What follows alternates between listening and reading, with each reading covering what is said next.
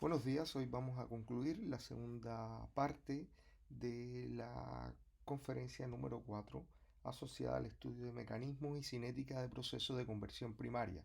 Recuerden que esta asignatura la estamos enfocando directamente en el estudio de la conversión primaria de biomasa, básicamente por su relación con el concepto de biorefinería, que es el título que lleva nuestra asignatura. Esta es una asignatura que impartimos en el programa de doctorado en Ingeniería Material y Procesos Sustentables, a la cual también se han incorporado estudiantes de pregrado de la carrera de Ingeniería Civil Química en la Universidad del Biobío.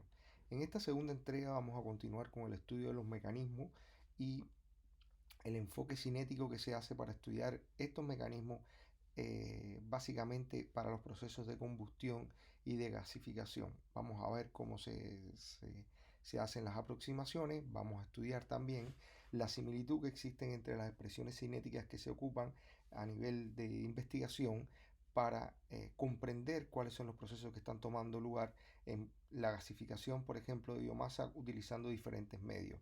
Recuerden que la gasificación era un proceso que se podía llevar a cabo utilizando vapor de agua, eh, aire, oxígeno y mezclas de ellos. En dependencia de cuál era la mezcla de oxidante que íbamos a ocupar, iba también a ser la composición de los volátiles que salen, en realidad los gases que salen del proceso de gasificación.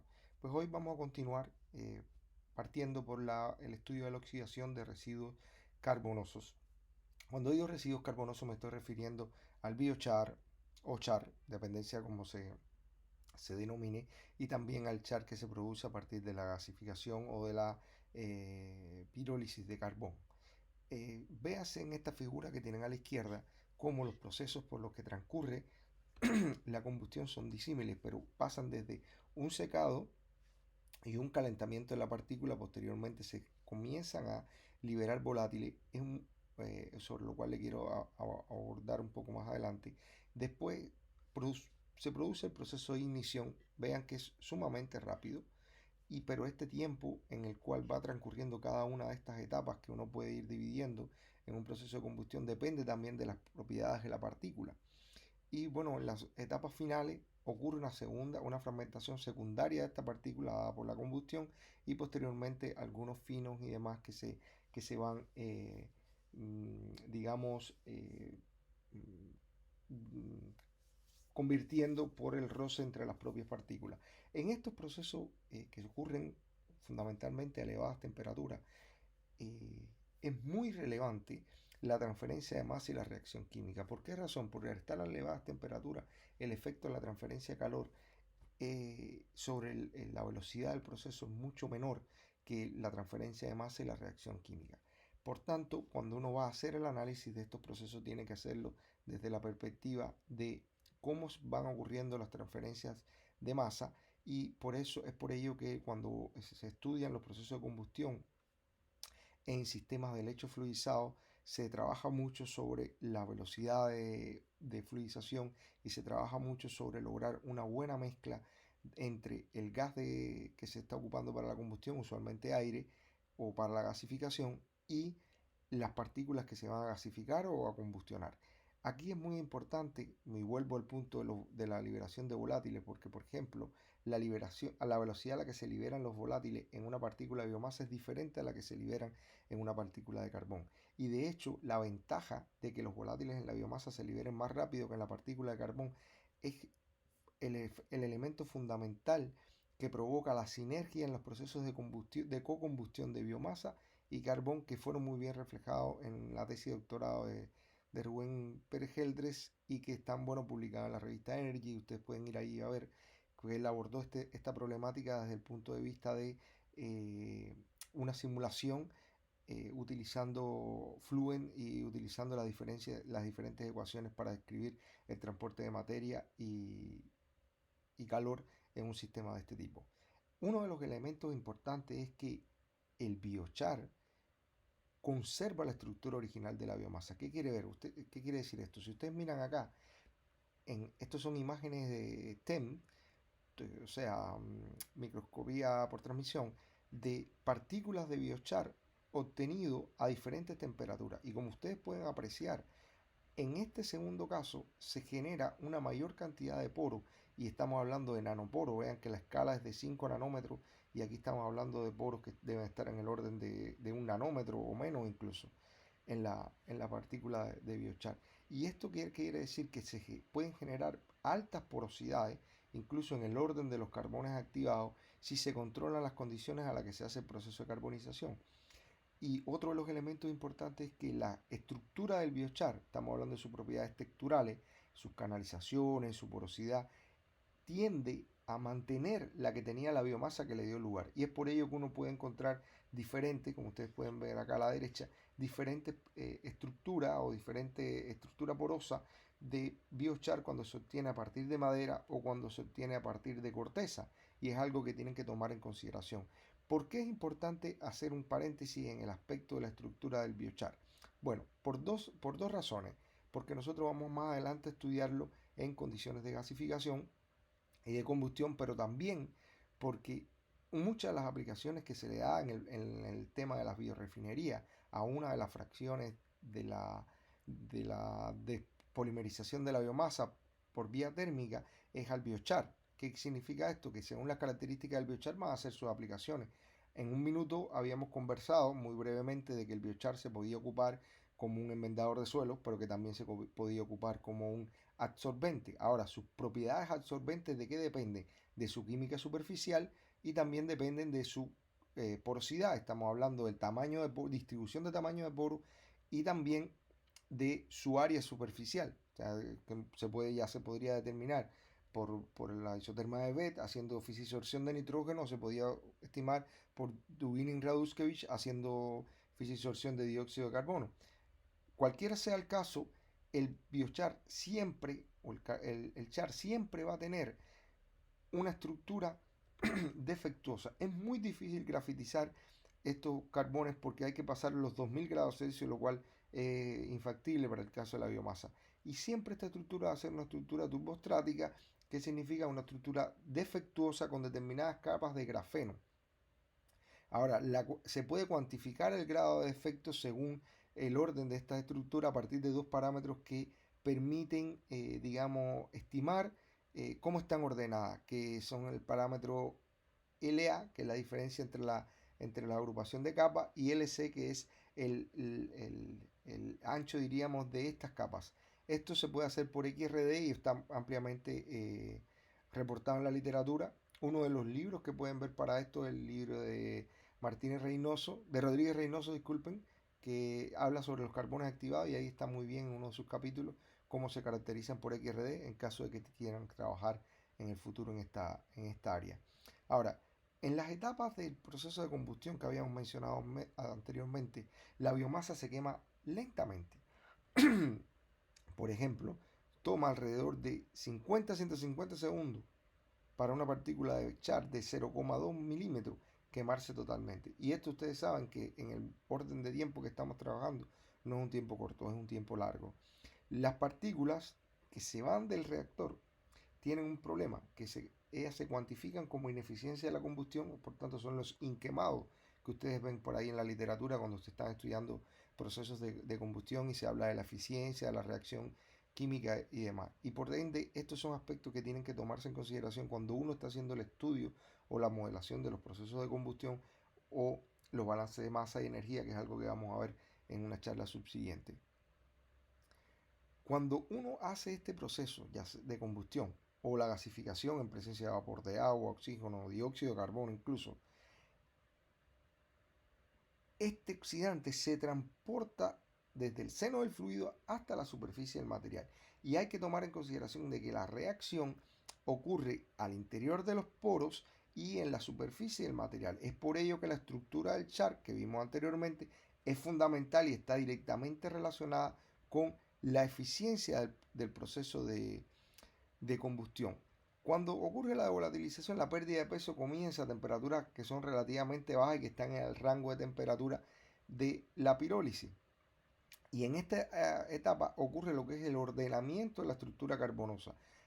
Es muy fácil en realidad interpretarlo cuando uno usa un polímero como modelo, y ahí están los papers de Tansan Bacon que hablan de cómo ocurre esto, por ejemplo, en la celulosa. Por tanto, les recomiendo que lo vean. Después que ocurre esta volatilización y el carbón comienza a ordenarse, se produce la transformación de los inorgánicos. De hecho, tengo que mencionarle que en la biomasa hay inorgánicos como el potasio, de los cuales se habla que tienen dos fracciones, una fracción ligada directamente al elemento inorgánico y una fracción ligada a una parte orgánica. Y de hecho muchos de ellos pueden incluso liberarse y formar parte de las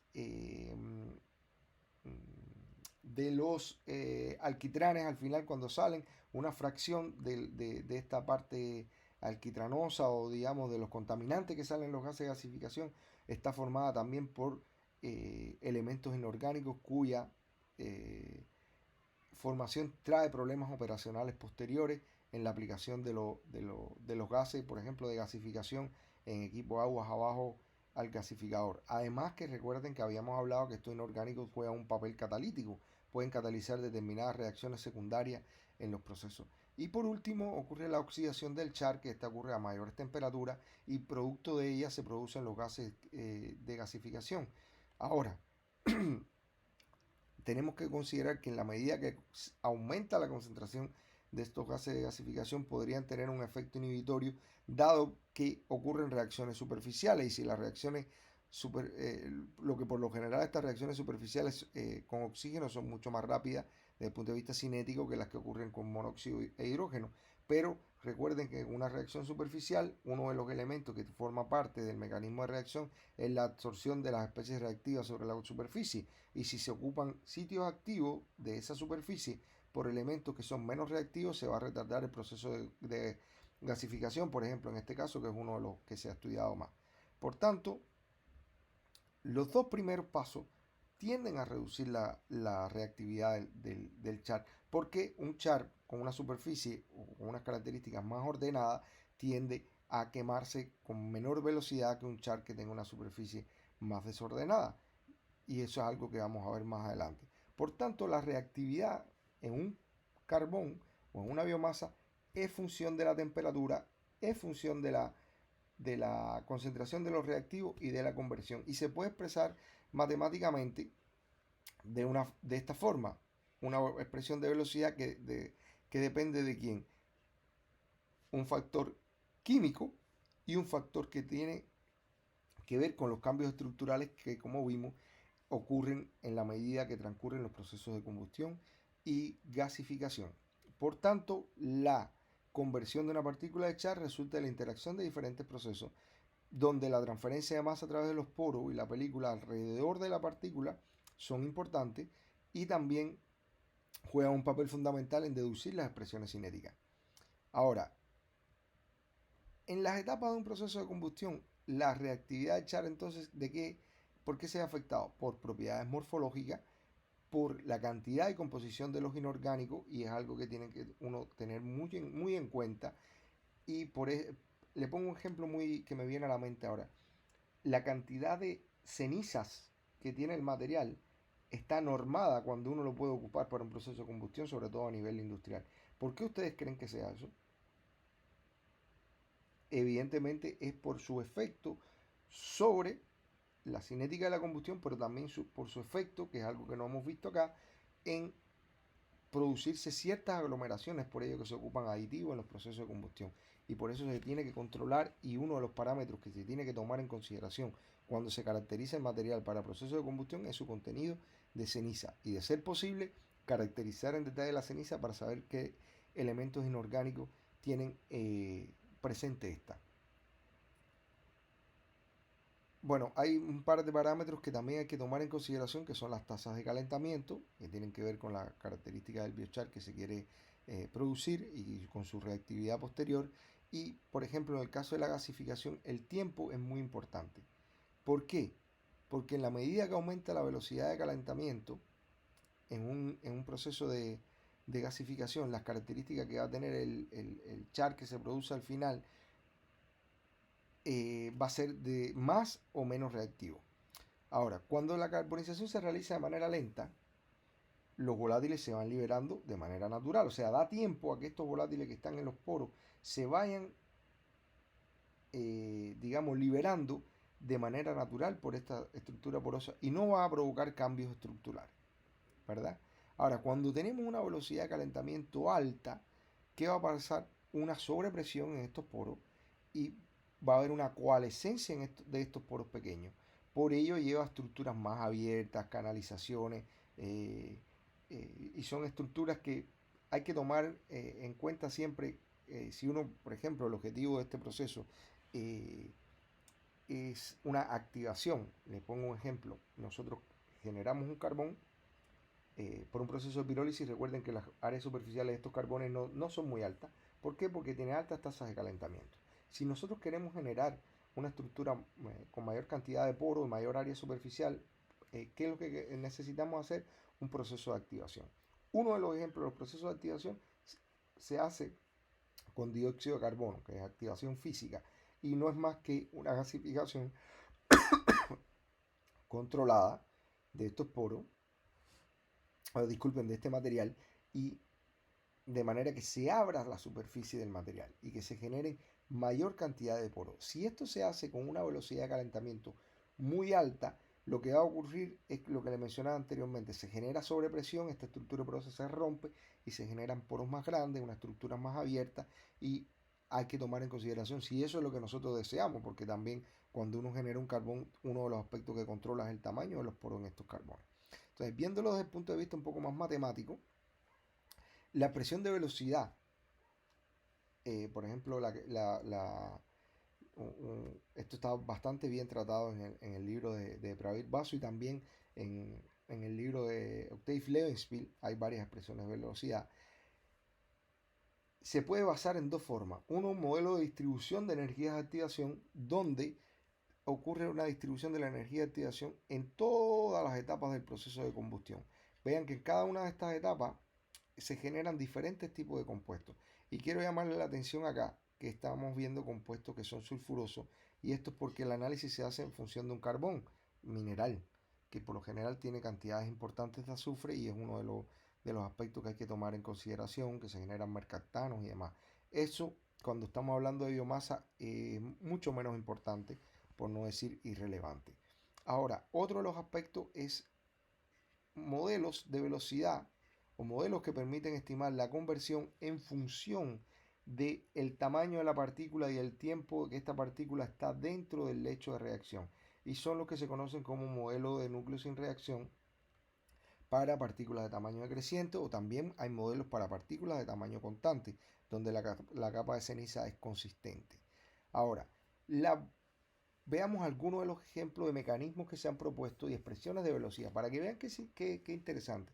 Por ejemplo, la gasificación de Char con dióxido de carbono se ha estudiado y se ha propuesto un mecanismo de este tipo. No sé si recuerdan que este tipo de expresiones de velocidad son expresiones de velocidad del tipo Langmuir-Hichenhut.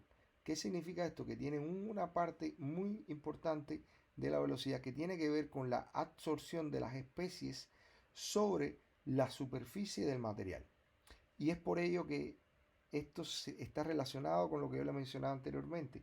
La estructura del material, su estructura porosa, que tiene que ver directamente con la superficie que tiene, es un elemento muy importante en su reactividad. Por cuanto, como ustedes pueden ver acá, tiene una relación directa con la expresión de velocidad y con la velocidad a la que ocurre el proceso. Si vemos, hacemos una revisión de los papers que se han publicado en esta área, como ustedes pueden apreciar, hay muchas expresiones de velocidad que son incluso del tipo ley de potencia. ¿Y que de qué dependen? Bueno, dependen de la concentración de las especies que se pueden medir que están en la fase gaseosa. Y en este caso, por ejemplo, esta primera expresión no tiene una relación directa con la superficie como la había visto en la expresión que le mencioné anteriormente, con una expresión más detallada del tipo Langmuir-Hichenhut. Y así, bueno, se pueden encontrar disímiles expresiones cinéticas que permiten estudiar los procesos de carbonización o los procesos de incluso gasificación, como vamos a ver más adelante, y que dependen de la concentración de las especies en la fase gaseosa. Si vemos, por ejemplo, algunos mecanismos de expresiones de velocidad de gasificación con vapor, las reacciones que toman lugar son otras. Recuerden que cuando hacemos gasificación con vapor se produce mayor cantidad de hidrógeno, y por ende podemos tener una serie de velocidades de reacción como esta, que no es más que la gasificación con vapor, o que en otros casos, bueno, se conoce también como, se le llama reformado con vapor cuando son otras moléculas las que interactúan, y de la cual se produce mayoritariamente hidrógeno y monóxido de carbono. Y este hidrógeno puede reaccionar subsecuentemente para dar a la formación a hidruro de carbono, o sea, metano o especies de H2 que después se recombinan en metano y que se pueden absorber sobre la superficie. Ocurren reacciones de water gas también. Entonces el mecanismo se hace mucho más complejo e involucra mucho más pasos de reacción, y como ustedes pueden ver aquí también se han deducido expresiones cinéticas para explicar los procesos que toman lugar en este caso, que es la gasificación. Sin embargo, vean ustedes que estas expresiones eh, se simplifican usando el valor de la conversión. ¿Por qué? Porque es muy difícil hacer un estudio mecanístico en procesos tan complejos donde confluyen tantas reacciones y muchos de los pasos van cambiando su relevancia o su control en el mecanismo de reacción en la medida que transcurre el tiempo. Son procesos totalmente dinámicos. Acá, bueno, tienen un ejemplo de una Arrhenius plot para el proceso para ver la contribución cinética en un proceso de gasificación con dióxido de carbono. Y vean cómo las velocidades, en realidad recuerden que la Arrhenius plot nos permite tener la energía de activación eh, para cada uno de estas reacciones, y vean cómo estas dependen notablemente del material que se está tratando. ¿Por qué ustedes creen que ocurre esto? Porque el material tiene una incidencia en cómo ocurre o a qué velocidad transcurre el proceso de gasificación con, con dióxido de carbono, y en este caso para diferentes materiales, y con vapor, que lo tienen a la derecha. Es una pregunta que se las dejo para analizar. Después podemos ver la gasificación con oxígeno. Cuando hacemos gasificación con oxígeno, vean que hay varios pasos elementales. Acá este mecanismo lo describe bastante bien. Y es lo primero, la quimisorción del oxígeno sobre la superficie del carbón. Después una desorción de los óxidos de carbón que se forman, por ejemplo el monóxido de carbono, que también puede reaccionar de manera superficial y formar dióxido de carbono, o interactuar con la fase gas, con el oxígeno que hay en fase gas, que para formar igual mezclas de dióxido de carbono, monóxido de carbono. También podemos tener una reacción del carbono, del carbón que está en la superficie, con el dióxido de carbono que está en la fase gas, que es la gasificación con dióxido de carbono que vimos anteriormente. Entonces, como ustedes ven, hay muchos pasos de reacción que toman lugar, y en dependencia del paso que nosotros tomemos como limitante, va a ser la presión de velocidad que va a quedar resultante, ¿verdad? Aquí se está tomando como paso limitante la quimisorción del oxígeno sobre la superficie del carbón, y por eso llegamos a esta expresión. Sin embargo, es muy difícil, les decía, llegar a una sola expresión de cinética detallada que describa de manera exacta o de manera fiable el proceso de oxidación que está tomando lugar. Esto solamente se hace en casos muy particulares donde se quiere hacer un acercamiento al mecanismo. Básicamente lo que se hace es hacer la aproximación usando expresiones que involucren la conversión del material, y son expresiones más globales. Acá, por ejemplo, se está relacionando, es una expresión más que nada empírica, y una expresión que no permite, digamos, identificar el mecanismo que controla el proceso, sino que es más global y que relaciona la concentración, por ejemplo, acá del oxidante, con la conversión que está habiendo en el material sólido que se está combustionando o que se está pirolizando, dependencia cuál sea el caso. Ahora, sea cual sea el proceso, involucra varios pasos. Y estos pasos en algún momento lo tocaron cuando trataron los que han estudiado el tema de catálisis, que son pasos que tienen que ver más que nada con la transferencia de masa y con la reacción química en la superficie. ¿Cuáles son los pasos? Bueno, se puede identificar acá 8 pasos.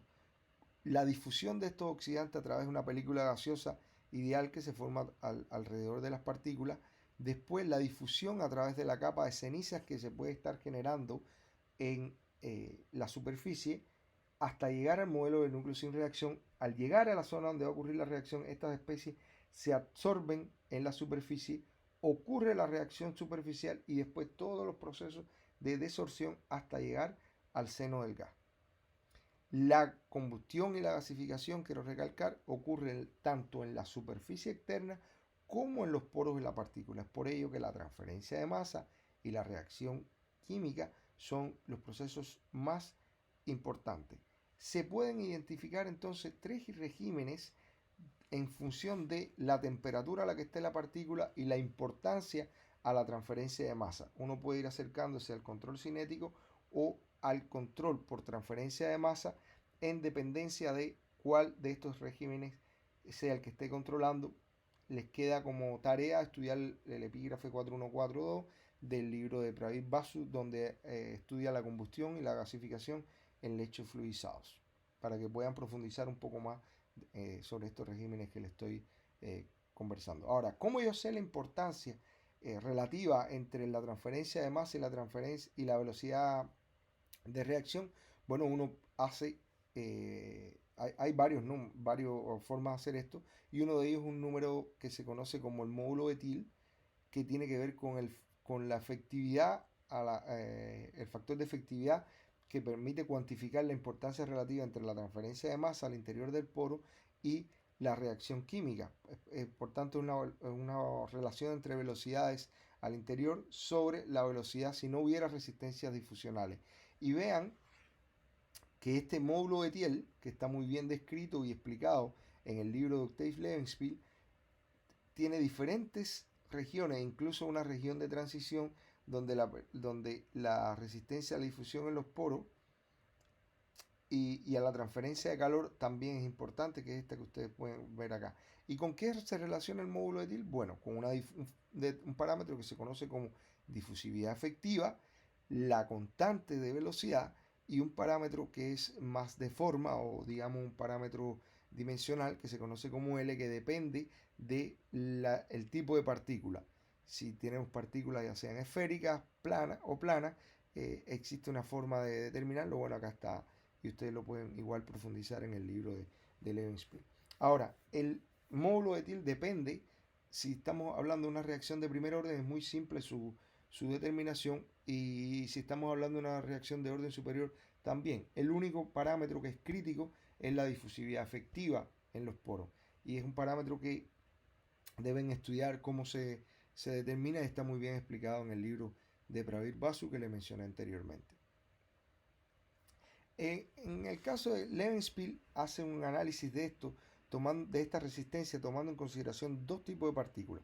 Una partícula que va decreciendo su tamaño en la medida que transcurre el proceso de reacción, y una partícula que mantiene su tamaño constante, donde las cenizas son consistentes y uno no ve que esa partícula cambie de tamaño. Y son estos dos casos que ustedes ven acá. El caso superior, que son partículas de tamaño constante, y el caso inferior, donde la partícula con el tiempo va reduciendo su tamaño, que son partículas de tamaño decreciente. La única diferencia que existe entre estos dos procesos es la cantidad de resistencia. Vean la figura superior, como tenemos una primera resistencia que tiene que ver con la película gaseosa, ¿cierto? Después tenemos una segunda resistencia que tiene que ver con la capa de cenizas, las que tienen que ver con la transferencia de masa, a eso me refiero. Sin embargo, cuando la partícula va reduciendo de tamaño, la resistencia a la capa de ceniza desaparece y solo tenemos una resistencia a la película gaseosa. Esas son las diferencias fundamentales entre estos dos modelos. Deben ir al capítulo 12 de Levenspiel para que vean la deducción de las siguientes expresiones cinéticas que están relacionadas con si las partículas son de tamaño constante, si las partículas son de tamaño decreciente y cuál de las etapas es la que está controlando el proceso, si es la difusión en la película, la difusión en la ceniza o la reacción química. La etapa que controla el proceso uno la puede estimar en función de la relación que tiene el tamaño de la partícula con el tiempo en que ésta está en reacción. Y por eso les pido que vayan allí y profundicen ese aspecto, porque es algo que vamos a ver en mayor detalle en una de las charlas que le sigue a esta, donde vamos a aplicar estas expresiones, pero ya al diseño de reactores para, para termoconversión de biomasa. Estamos hablando del diseño, los tiempos que tienen que transcurrir para llegar a una conversión determinada, cuál es una altura del hecho dada, que es algo que también ustedes tienen que estudiar.